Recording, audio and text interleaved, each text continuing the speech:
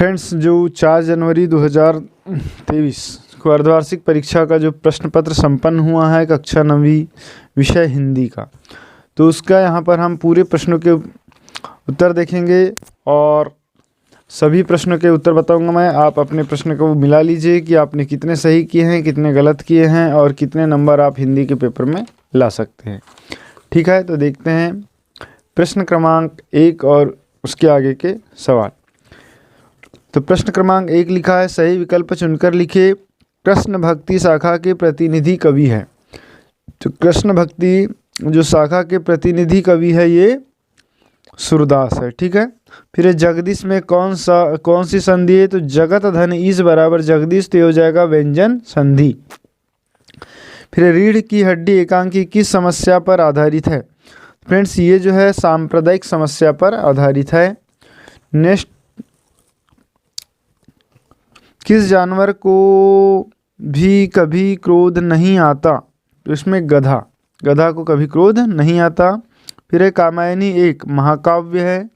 फिर वीर रस का स्थायी भाव, तो वीर रस का जो स्थायी भाव है ये होता है उत्साह।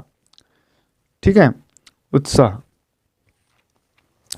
अब है प्रश्न क्रमांक 2, रिक्त स्थान की पूर्ति कीजिए।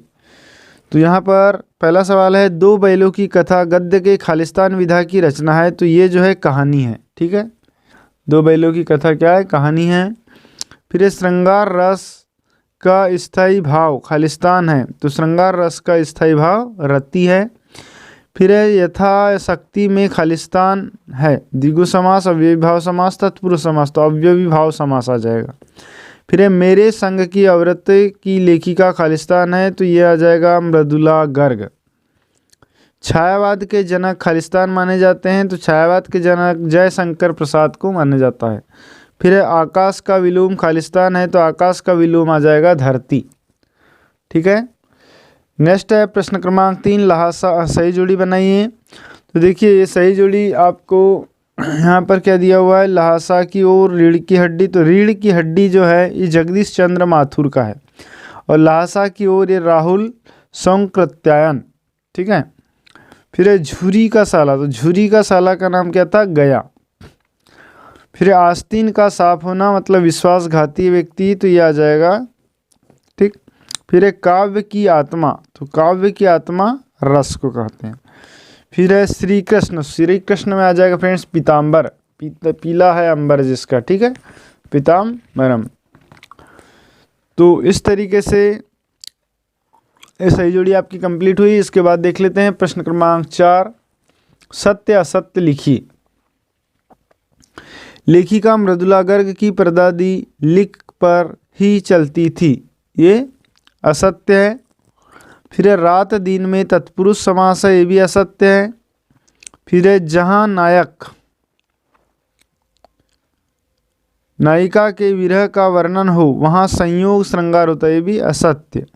प्रत्यय शब्द के पहले जुड़ते हैं, तो ये असत्य हो जाएगा।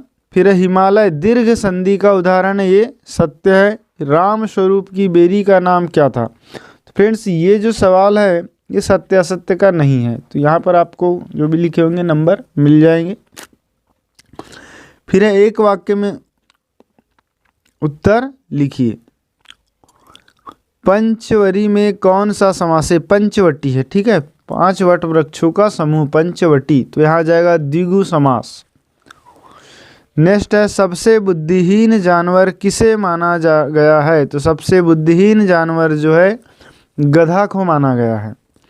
फिर एक काव्य 9 2 11 होना का अर्थ है, तो 9 2 11 होना का अर्थ होता है भाग जाना।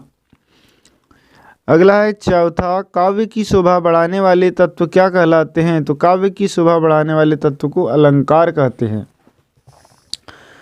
ठीक है, नेक्स्ट है प्रश्न क्रमांक 5, 2 वर्णों के मेल को क्या कहते हैं? तो 2 वर्णों के मेल को संधि कहते हैं। फिर एक कैदी और कोकिला नामक पद्यम के कवि कौन हैं?